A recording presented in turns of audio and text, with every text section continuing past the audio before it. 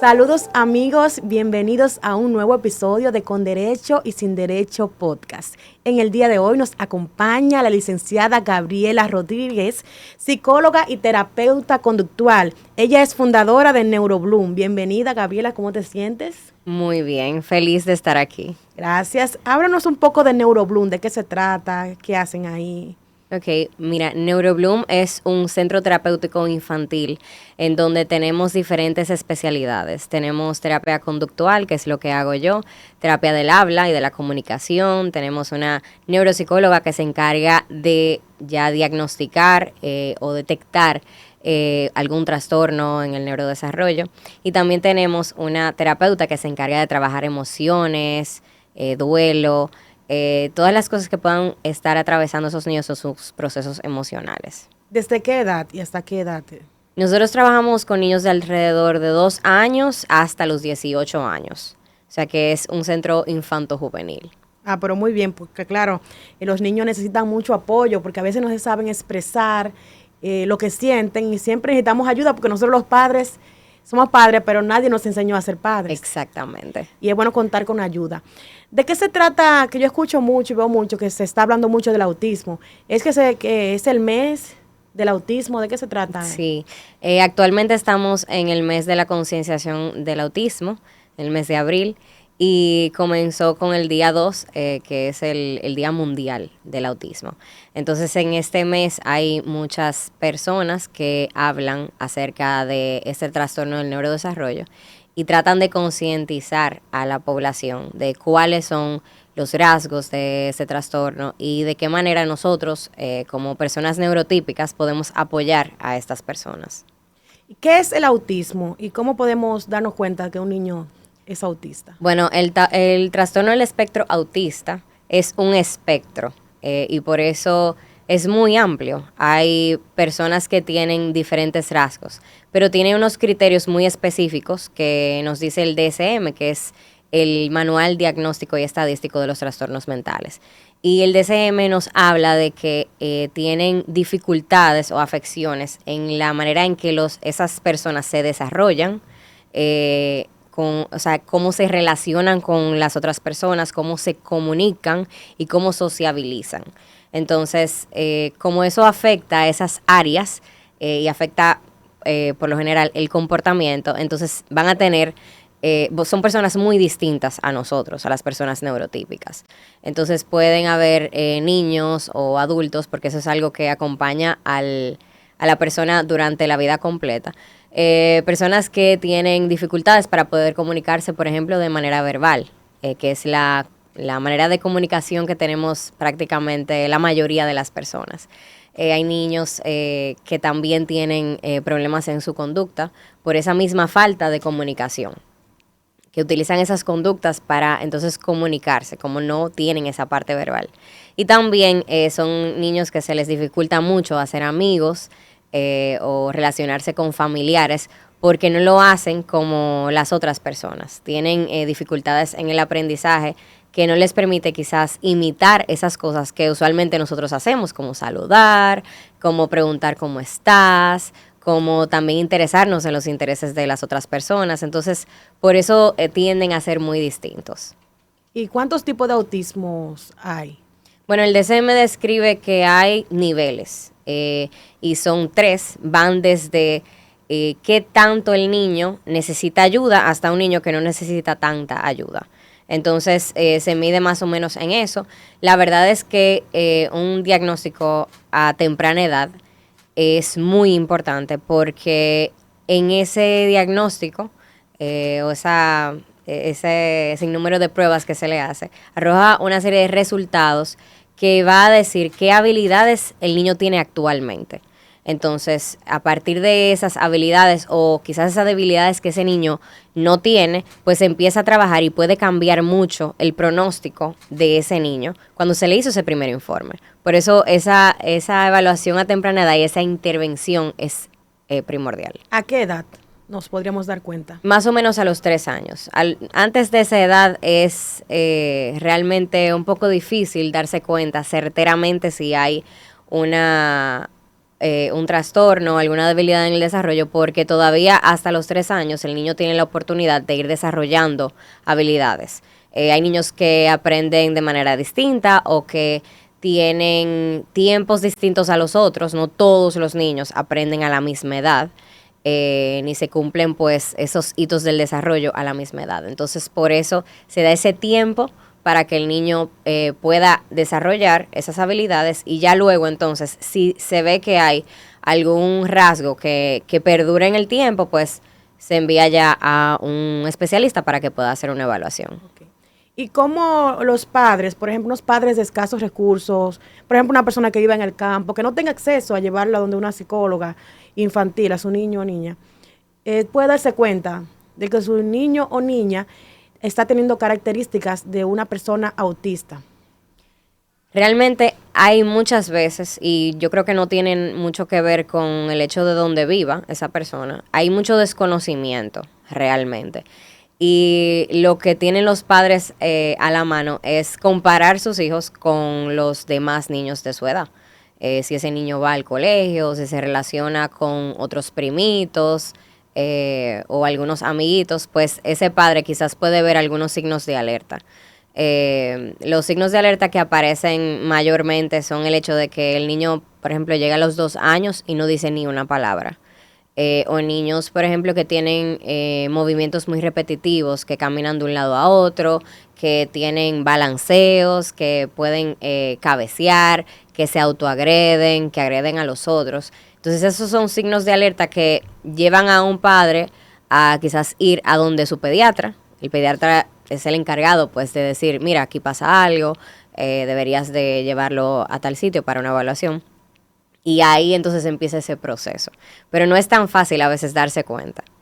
Y el tema de la inclusión en los colegios, ¿tú crees que en la actualidad, tanto que se habla del autismo y el apoyo y concientizar a las personas, los colegios están siendo inclusivos con los niños autistas? Bueno, es una pregunta muy difícil. Y la verdad es que a mí como especialista como que me toca mucho, porque la verdad es que yo tengo muchos años trabajando en este campo, y es muy difícil para los padres encontrar un centro educativo que pueda adaptarse a las necesidades que tienen los niños, sobre todo los niños que son tan diferentes como los niños autistas. Entonces, yo creo que hay centros que tratan de ser inclusivos, y bueno, pues dando el beneficio de la duda, hay muchos que realmente no están preparados y que no están equipados para eso. Y en ocasiones tienden pues a declinar a ese niño, a rechazar a ese niño para la admisión a ese colegio. Entonces creo que hace falta muchísima educación, mucha capacitación de los profesores. Hay niños que por sus temas en el desarrollo no pueden estar dentro de en un aula de clase, pero hay otros que sí, que probablemente con un apoyo extra como una maestra sombra o una paraprofesional pudieran llevar el currículum académico, aunque adaptado, pero pueden estar dentro del salón de clases. Y la verdad es que yo siento que sí les hace bien. Cuando tú tienes un niño que tiene deficiencias en su comunicación, realmente es muy importante que ese niño pueda relacionarse con otros niños que sí tengan esas habilidades, y que ese niño pueda entonces, imitando, pueda aprenderlas. Así es. Algo que me tocó mucho a mí es que vi una comunicadora que estaba hablando sobre su niño que es autista y que no le invitaban a los cumpleaños, o sea, que era rechazado. ¿Qué tú opinas de eso? Mira, realmente eso es algo muy difícil. Yo te voy a hablar de una experiencia que tuve con una madre, y es el hecho de que ella constantemente sabía que a su hijo no lo invitaban a los cumpleaños, pero hubo una madre que fue el único cumpleaños al que ese niño fue en el año escolar, porque fue invitado, que se dirigió a esa madre que tiene su hijo con autismo, y ella le preguntó, mira, yo tengo el cumpleaños de mi hijo, yo quiero saber cuáles son las cosas que ese niño puede comer. yo quiero saber cuáles son esas cosas que tu hijo no puede tener en su ambiente. A él le molestan las luces, le molesta el ruido, le molesta algún color, y esa madre entonces le pudo explicar, pero ella se sentía como se sentía tan querida y sentía que por primera vez la tomaban en cuenta las necesidades de su hijo. Entonces yo creo que no toma tanto tú entregar un poquito de amor o ser un poco empático con los otros para que esa persona también pueda sentirse cerca de ese ambiente de amistad. Claro, y ponerse en los zapatos de los demás, porque no es fácil para esa madre que ha tenido toda su vida, que sí lo ha entendido y que ha tratado a su niño con amor, pero al ver que socialmente no es tan fácil para ese niño relacionarse, eso como que duele. Claro. Por ejemplo, yo escuché a una persona que el otro día mi niña estaba tiene un amiguito que tiene una condición, no sé cuál es en sí la condición que él tiene, pero tiene una condición, y ella fue a cantarle cumpleaños feliz porque cumplía años. Y su mamá dijo, no, que él cuando le cantan cumpleaños feliz, él entra en crisis y no puede ver pasteles y no puede ver nada de eso. Exacto. Son de diferentes maneras que pueden reaccionar. Uh-huh. Claro que sí, y la verdad es que el conocimiento yo siento que es poder. Cuando ese papá o esa mamá está como que dedicado y entregado al bienestar de su hijo, pues puede hacer ese tipo de acercamientos. Yo conozco también niños que no les gusta eso, que no les gusta mucho la bulla, que le canten cumpleaños, etcétera. Y yo creo que el hecho de tú hacer sentir bien a una persona no tiene nada que ver con que tú le cantes cumpleaños o no, sino con que tú hagas las cosas que ese niño le gusta. Entonces, concientizar al ambiente para que pueda hacer las cosas que ese niño le gusta en su cumpleaños, la verdad que es algo primordial. Claro, y ese mismo niño te habla en inglés, te habla otro idioma, te desarma un auto. Exacto. Y entonces, para una cosa tiene deficiencia, pero para otra tiene muchas habilidades. Entonces, los niños autistas demuestran habilidades en distintas áreas que hay que conocer. Y eso solamente lo pueden identificar socializando, yendo a una escuela. Exactamente. Pero hay muchos padres que no pueden pagar una escuela especial para un niño. No. ¿Y cómo harían? El gobierno tendrá campaña, porque no sé si tiene campaña para estos niños, por ejemplo, en las escuelas. No sé si en las escuelas públicas tienen un programa para estos niños o qué hacen en ese caso. Bueno, el Ministerio de Educación tiene como unos establecimientos que están por distritos, que esos establecimientos pues se encargan de llevar, de hacer un currículum adaptado. O sea, el currículum académico que entrega el Ministerio de Educación a los colegios, ellos lo adaptan de acuerdo al paciente. Y también en caso de que necesite una maestra sombra, pues ellos también se supone que tienen que proveerla. Yo he oído de que hay padres que tienen o sea, pueden tener esos servicios, pero hay otros que no lo logran porque realmente es mucha la cantidad de niños que tienen debilidades como en la parte académica. Entonces, yo creo que debería de haber muchos más establecimientos para eso. ¿Y qué pasa? Que también he escuchado que personas después de adulta la diagnostican con autismo. Así se lo dicen ellos mismos, así, usted tiene 1 grado, tiene 2 grados, tiene... Sí. Sí, he escuchado mucho eso. Sí, eso pasa. ¿Por qué? Porque hay veces que esas debilidades en el desarrollo, o sea, esa quizá falta de comunicación o la manera en la que esa persona se relaciona, no fue tan distinta y logró adaptarse muy bien a su entorno, aunque quizás en algún momento le dijeron que esa persona es un poquito rara. Por lo regular es así, esa persona es un poquito rara, o esa persona dice en consulta, yo siempre me sentía como el aforeado del curso, yo no tenía muchos amigos, en las exposiciones yo no podía comunicar lo que yo quería por más que yo lo practicaba.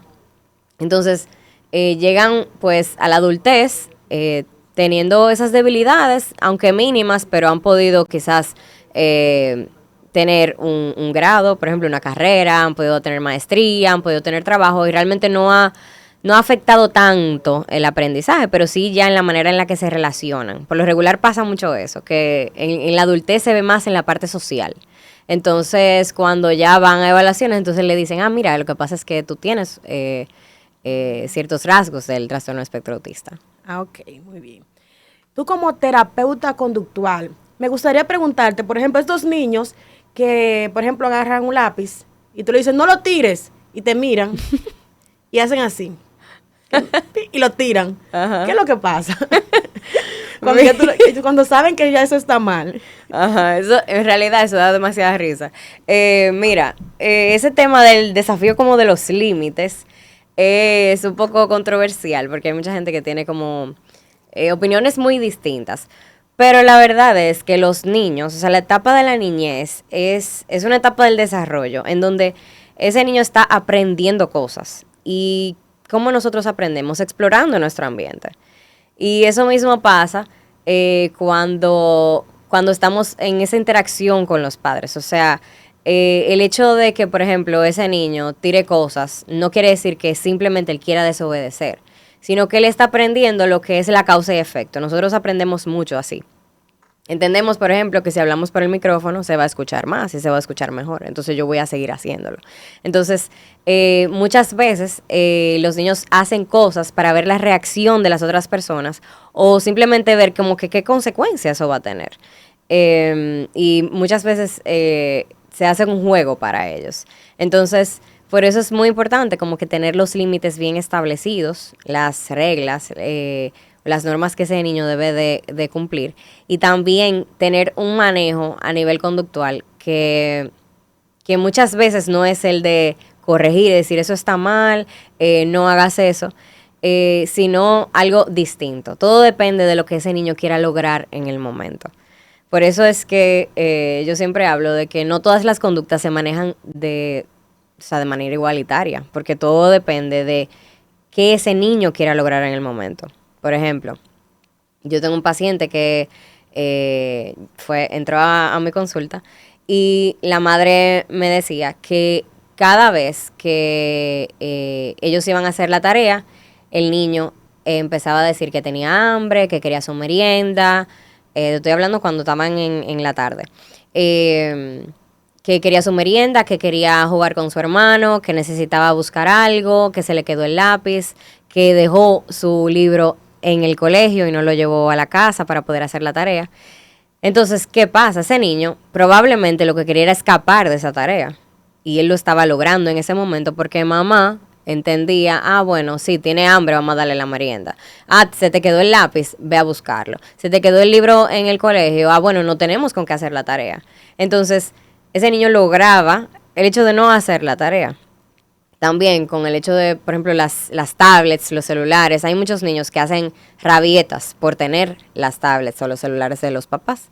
¿Y qué pasa? Que los papás evidentemente se desesperan y terminan dándole esa tablet o ese celular. Entonces, ¿qué va a pasar? Cuando algo te funciona, te voy a hablar a ti como adulta, o sea, cuando algo te funciona, ¿tú vas a hacer algo distinto? No. Entonces, ese niño no va a pedir adecuadamente el celular o la tablet, porque él sabe que cada vez que él tiene una rabieta, se tira al piso, papá o mamá se desespera y le da la tablet o el celular. Así es. Tienes mucha razón. Me has dejado pensando con eso. ¿Cómo nos podemos dar cuenta que un niño tiene problema de conducta y que debe ser tratado por un especialista? Bueno, los problemas de conducta, siempre digo, tienen que afectar la seguridad o el aprendizaje de ese niño para que sea algo que yo como terapeuta conductual o cualquiera pueda tratar. Yo no puedo quitar una conducta, por ejemplo, que no le esté haciendo daño a ese niño o que no esté afectando su calidad de vida. Hay padres que dicen, por ejemplo, no, que él tiene este balanceo. Pero si el niño, por ejemplo, se puede sentar en una mesa, poder escribir, poder hacer las actividades que en ese momento ese niño le están demandando, ese balanceo no es algo que yo tenga que remover de ese niño, modificar. Entonces, por ejemplo, en el caso de que hay niños que aletean, por ejemplo, en los momentos, justamente cuando tienen que hacer algo o tienen que copiar un mandato de la profesora, tienen que hacer una tarea, tienen que seguir una instrucción, y lo hace justamente en ese momento, pues está interfiriendo en el aprendizaje, porque ese niño necesita aprender de sus profesores, de sus padres. Entonces, esas son conductas que pueden sí modificarse. El hecho, por ejemplo, de que un niño sea agresivo con otros es una conducta que debe de modificarse obligatoriamente. Cuando está siendo autolesivo también. Entonces, esas son las conductas que me llegan a consulta y que esas son las que se pueden trabajar. Y algo que se ve mucho aquí en República Dominicana, la famosa pela, y algo nuevo que es la educación respetuosa. ¿Qué tú opinas sobre la pela? Las personas que entienden que ese método le funciona, ¿qué tú opinas como psicóloga? Bueno, mira, lo que yo opino es que los padres son el ejemplo para sus hijos. Ellos son las figuras que sus hijos ven para ellos poder imitar y desenvolverse. Entonces, realmente yo puedo entender que hay personas que le funciona el hecho de ser agresivo con sus hijos, darle una pela, una cachetada, pero tú no puedes luego exigirle a tu hijo que no tenga esa misma conducta con otros niños, por ejemplo, o con otros adultos, cuando él también se sienta con ira, se sienta enojado, se sienta triste. Entonces, yo creo que eso es una práctica que no está implementada de manera correcta, porque es lo que te digo, o sea, los niños pueden imitar eso a largo plazo. Y me consta ya a corto plazo. De una vez ellos hacen lo que hace su mamá. Sí. La niña mía en estos días escuchó o que me estaban llamando mucho, Catherine. Y después estaba de que Catherine. Atrévete a decirme Catherine, es mamá.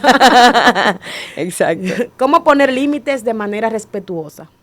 Bueno, yo creo que, como te digo, el conocimiento es poder, y cuando tú dices específicamente lo que tú esperas de tu hijo, entonces es más fácil que ese niño tenga en su mente lo que él debe hacer. Muchas veces nos enfocamos en todo lo que ese niño no puede hacer y no le explicamos lo que nosotros queremos que él haga. En vez, por ejemplo, de decirle, pórtate bien, eso es algo muy ambiguo, algo muy abstracto. ¿Qué tú esperas? Que ese niño se siente derecho para que pueda hacer su tarea, que pueda permanecer sentado mientras está comiendo, que pueda mantener su cuerpo seguro en los ambientes en donde va. Es algo muy distinto a tú decirle, no le puedes pegar a fulanito. Tienes que respetar a tus compañeros. ¿Qué es respeto? Tienes que hacer lo que diga la profesora. Exactamente. ¿Qué es respeto? Para un niño de 3, 4 años, ¿qué es respeto? Entonces, por eso es muy importante decir qué tú esperas. Tienes que ser claro. Ser claro. Tienes que ser muy preciso con lo que tú esperas de ese niño. Y con términos que ellos entiendan. Yo le he dicho a la mía, pórtate bien. Allá yo sé que no se lo puedo decir así. Lo estaba haciendo mal. Entonces, ¿cómo acompañar a los niños sin caer en la sobreprotección? Bueno, eso está difícil. O sea, realmente hay que mantener un balance. Porque hay veces que por proteger, pues no permitimos que ese niño como que desarrolle habilidades. Pasa mucho, por ejemplo, en la parte de la comida. Hay muchos papás que se sientan con sus hijos y le dan la comida con una cuchara en su boca. ¿Cómo ese niño va a aprender a agarrar los alimentos para luego entonces agarrar una cuchara? Entonces, cuando sobreprotegemos, estamos limitando el aprendizaje. Por el hecho de que quizás ese niño no se dé un golpe, no se caiga, no lo sacamos a espacios en donde haya piedras, en donde haya tierra. Entonces, las habilidades de motricidad fina, de motricidad gruesa, el hecho de que ese niño pueda caminar de manera apropiada, que pueda agarrar las cosas, que pueda ver en su ambiente, nombrar cosas, también viene por esa exposición al ambiente, que no siempre es dentro de 4 paredes en una casa. Entonces, es muy importante que los papás tomen en cuenta que es cierto que hay que proteger, pero tú no puedes limitar a ese niño a que pueda explorar su ambiente, porque esa es la manera en la que él aprende. Claro, como yo que no quería, yo tengo miedo a lanzarme. En los deportes, los deportes extremos a mí no me gustan. Sí. Y en un descuido, en una actividad que estaba, las amigas mías montaron a la niña en una cuerda de esas que son y ella iba feliz. Feliz y yo con miedo a eso. Claro, porque ellos no tienen las mismas limitantes que tenemos nosotros en la cabeza. Ellos simplemente ven que eso es chulísimo, tirarse por ahí. No ven la consecuencia. Exacto. Y nosotros vemos los riesgos. Sí. ¿Cuál es el procedimiento adecuado cuando recibimos quejas de los profesores, cuidadores, familiares acerca del comportamiento de nuestros niños? Bueno, yo creo que lo importante es, por ejemplo, si viene de un profesor, es reunirse y que ese profesor indique qué es lo que está pasando. ¿Qué qué es lo que ese profesor puede observar. Muchas veces nosotros nos enfrascamos en que ese niño hace eso porque está frustrado, se tira al piso porque está triste, y muchas veces no tiene mucho que ver el hecho de que ese niño tenga una emoción. No estoy invalidando las emociones, sino que hay veces que ese niño tiene comportamientos porque a lo largo de su vida le han funcionado. Es como te decía ahorita, cuando el niño hace una rabieta porque quiere el celular y papá o mamá le da el celular, entonces ese niño va a entender que él siempre puede hacer eso para pedir las cosas. Entonces, siempre es importante como saber qué está pasando, qué pasa justamente antes y después de esa conducta y qué está haciendo que esa conducta se repita en el tiempo. Ya cuando hay conductas que no cesan o que no dejan de ocurrir, pues es importante dirigirse a un terapeuta conductual para que pueda dar estrategias distintas para poder manejarlas.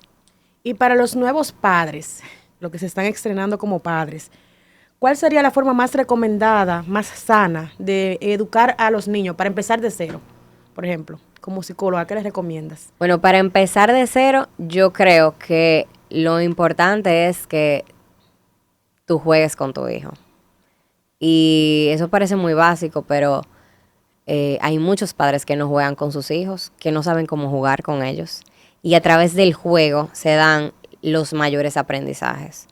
No siempre es sentados en una mesa o en una aula de clases. Y creo que también hay padres que le dejan eso mucho a los profesionales. Pero el hecho de que tú juegues con tu hijo, de que tú conectes con él, con las cosas que a él le gustan, y a través de ese juego empezar a desarrollar habilidades como identificar animales, por ejemplo, nombrar las cosas que hay en el espacio, que puedan los dos vestirse quizás de un personaje y poder tener juego simbólico. A través del juego simbólico, o sea, se aprenden muchísimas cosas también. Que tú puedas vestirte de chef y que esa persona es tu comensal y tú le sirves la comida, que tú eres la mamá de un bebé y que a ese niño tú le das la leche, lo acuestas a dormir. Uh-huh. Hay un reguero de habilidades que se aprenden ahí, en ese momento, en ese juego, que ese niño luego entonces va a poder relacionarse y sociabilizar en su ambiente natural. No, y en un futuro, porque nosotros siempre tenemos recuerdos de nuestra infancia y son esos momentos vividos con nuestros familiares, ese momento de compartir. Eso es lo que nosotros recordamos. Exactamente. Por ejemplo, a mi niña le gusta jugar a la doctora y ella quiere que le pongan vendas sin tener nada. Y ella anda con su venda y cualquiera cree que tiene un chichón o tiene algo. Y después que se lo pongo, me dice, gracias, doctora. Exacto. Muy dramática ella. ¿En qué momento nos damos cuenta que el niño necesita ayuda con un terapeuta conductual como ustedes ya que nos toca llevarlo? Bueno, los padres por lo general llegan a mí cuando han intentado muchas cosas y han visto muchos videos, han tenido recomendaciones de muchas personas y no pueden manejar esas conductas o esas conductas perduran en el tiempo.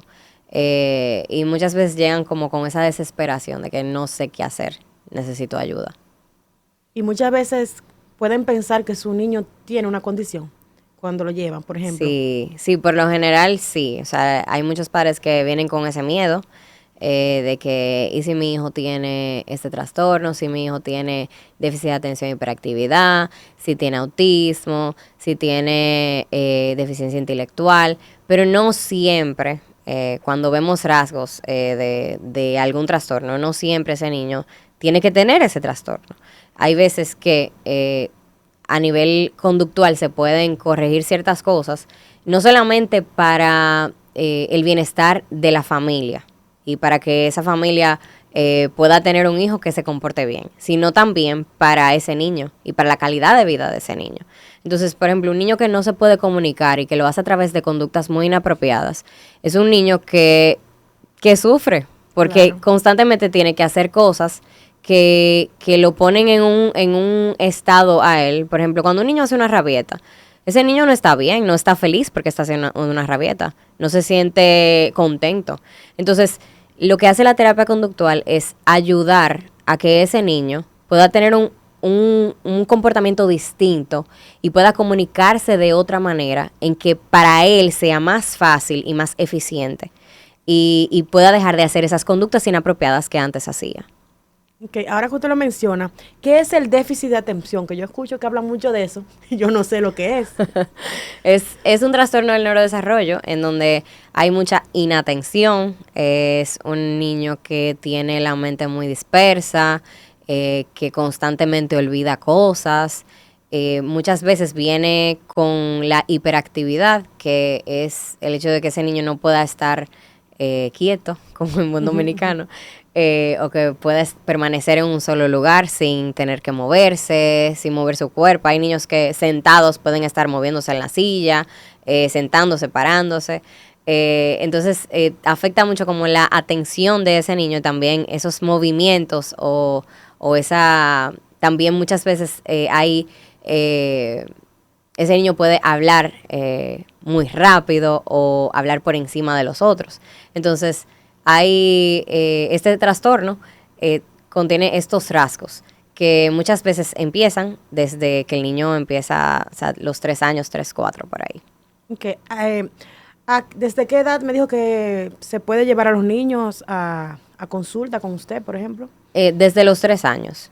Antes de esa edad, ella tendría que ir donde un terapeuta de atención temprana, que trabaja más como estimulando esas habilidades que ese niño en ese momento no tiene. Ya con ustedes es cuando se está presentando el problema. Exactamente. Ya a partir de los 3 años, pues, es un niño que necesita una ayuda un poquito más específica y que se supone que pues esas habilidades debieron de cumplirse hasta los 3 años, esas habilidades del desarrollo, y necesita pues otro tipo de intervención. Entonces, ¿cuáles son esos casos? Vamos a hablar de nuevo de NeuroBloom, que es este espacio donde los niños pueden aprender a tener un mejor comportamiento. ¿Cuáles son los casos que trabajan allí? Nosotros trabajamos los niños que tienen deficiencias en la comunicación y en el habla. También trabajamos los casos de niños que tienen problemas en su conducta, que es lo que hago yo.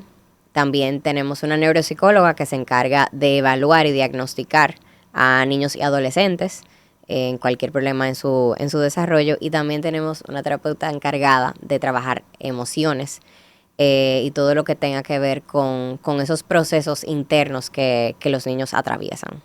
Ok, muy bien. Entonces, realmente este es un tema muy importante porque los niños, como decía anteriormente, con esa edad de 1 año, 2 años, la única manera a veces que tienen de demostrar que algo le molesta es llorando. Y a veces tú le pasas una cosa y no es lo que quiere, que otra. Exacto. Y no sabemos identificar cuál es el problema que tiene. ¿Ustedes también trabajan ahí con niños autistas? Claro que sí, sí. De hecho es la mayor población que tengo yo en mi consulta. Y también la terapeuta del habla. ¿Y cuál ha sido tu experiencia? Porque aunque ustedes vienen de una educación, pero ustedes hacen a través de los casos que tienen, lo ven la diversidad. Porque yo sé que es amplio ese mundo de estos niños. O sea, son diferentes en lo que hacen. Por ejemplo, se dice mucho que los niños con esta condición siempre tienen una actividad que la hacen perfecta. O sea, que son genios. Pueden darse genios en un área y en otras no. Sí, sí, eso pasa. La verdad es que hay niños que como tienen, bueno, eso es parte ya de la condición, que tienen como fijaciones con ciertos temas. Y hay niños que pueden ser muy buenos en cosas muy específicas. Yo tenía una paciente que ella era excelente dibujando. O sea, ella podía ver cualquier dibujo y lo imitaba a la perfección y solamente tenía 6 años. Entonces es una niña que probablemente si sus padres siguen incentivando esa área, entonces puede en algún momento puede ser una gran pintora. También tengo un niño que tiene muchas habilidades con el ritmo, o sea, y estábamos sentados jugando con cualquier cosa y yo empezaba a cantar y ese niño con cualquier cosa hacía un ritmo como de un tambor. y lo hacía a la perfección, y a veces yo paraba y volvía a la canción y él seguía en el mismo ritmo. O sea, era muy bueno en eso. Si su papá y su mamá le ponían atención a eso y lo ponían en clase de música, quizá ese niño puede ser un gran músico. Pero también, como te digo una cosa, te digo la otra. No todos los niños autistas son genios. Entonces eso, hay que estar muy claro ahí. Y hay ese trastorno del neurodesarrollo viene muchas veces con comorbilidad, que viene con otros, como con hiperactividad a veces, o viene con deficiencias a nivel intelectual, que no porque tenga ese trastorno pues va a ser un genio, sino que todos son muy distintos. Y yo creo que lo primordial es como que darse cuenta de cuáles son las necesidades del niño, pero también cuáles son sus habilidades para poder potenciarlas. Claro, en que ellos son buenos. Uh-huh. Porque entonces pasa que hay padres que son, por ejemplo, que yo que soy abogada, quieren que sus hijos sean abogados, que sus nietos sean abogados, porque su papá era abogado. Exacto. Y quieren que todos sean abogados. O si son médicos, quieren que todos sean médicos. Exactamente, pero no funciona así. No, pero eso no es sano, ni siquiera para los niños que no tienen ninguna condición. Uh-huh. O sea, cada persona nace y le gustan cosas diferentes. Exacto. A todo el mundo no le gusta lo mismo. Entonces también el desconocimiento. Es importante educar en esta área. Qué bueno que existen los especialistas, porque yo sé que hay casos de niños que son maltratados porque los padres creen que es a propósito. Uh-huh. Tú eres bruto, creen que es a propósito, que no quieren hacer la cosa y a veces lo maltratan. Exacto. Y eso debe ser muy triste, que ese niño ni siquiera sepa por qué lo están maltratando. Exacto, sí lo es. Y realmente como que no me gusta ser injusta porque como comenzamos hablando al principio, los padres no tienen un manual de cómo ser papás. Y muchas veces hay cosas que los padres hacen por el mismo desconocimiento. Entonces, por eso yo creo que los especialistas están para eso, para darte las habilidades cuando tú no las tienes. Nadie va a arreglar su carro solo, va a un mecánico, ¿cierto? Claro. Entonces, así mismo, cuando hay cosas en las que tú como mamá, cualquier papá, no siente que está haciendo las cosas bien, pues los especialistas te están para eso, para darte las estrategias y tú poder hacer mejor tu rol de padre o madre. Así es. Bueno, excelente. Esta entrevista nos ha arrojado mucha luz sobre este tema tan importante. Agradecemos a Gabriela Rodríguez, psicóloga y terapeuta conductual, fundadora de NeuroBloom, donde pueden ayudar a esos niños que tienen situaciones con su comportamiento, que pueden mejorar. Así que gracias por tu visita. La verdad que nos sentimos muy bien con tu presencia aquí. Esperamos que se repita. Claro que sí. Hasta una próxima entrega de Con Derecho y Sin Derecho. Bye, bye.